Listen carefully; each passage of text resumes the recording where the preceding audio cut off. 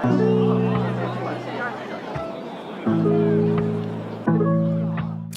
2023 two sessions is wrapping up, and let's get to the final topic for my Huang in the two session series, the Chinese modernization.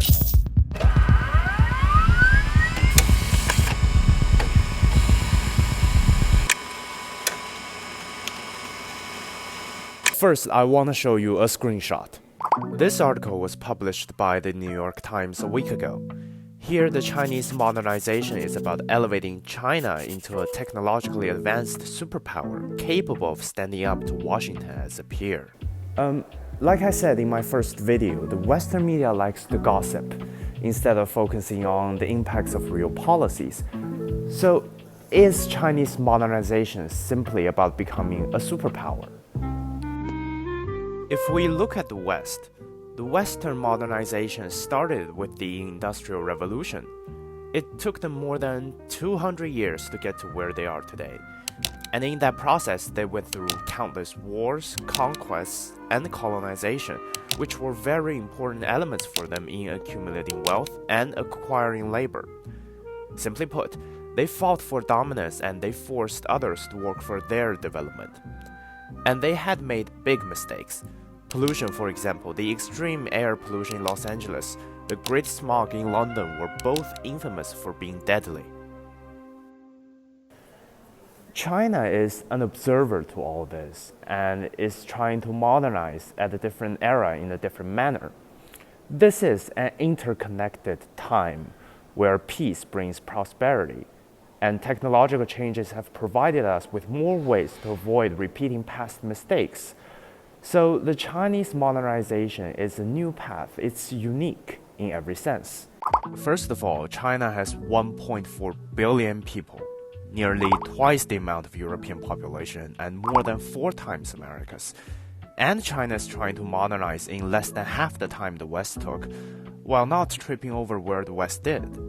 Just one very simple example here. China had only just lifted the final 98.99 million rural residents living in absolute poverty out in 2021. Getting people out of poverty is important and not an easy task. How do you keep them out of it is even more so, especially with the pandemic and the not-so-stable international environment. Following the West's modernization logic, it'd be more industries, more productions, more development at any costs. China is saying, no, that's not where we want to go. We've seen what that did to you guys. We've had similar problems here before, and we're not allowing that to happen again. I think the other aspect that China's been very good at is basically tapping knowledge everywhere, collectively, at the education levels, at the company levels, at the professional levels. So they've been able to draw and use that knowledge globally more efficiently than most countries have. As we see from this year's two sessions, more efforts have been channeled to boost modernization. The State Council institutional reform, the 9th one since 1982, was approved.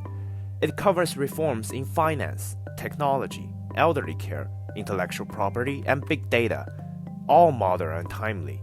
The Ministry of Science and Technology is one of the key focuses in the reform. It will be restructured to better allocate resources to overcome challenges in key and core technologies and move China faster towards self-reliance.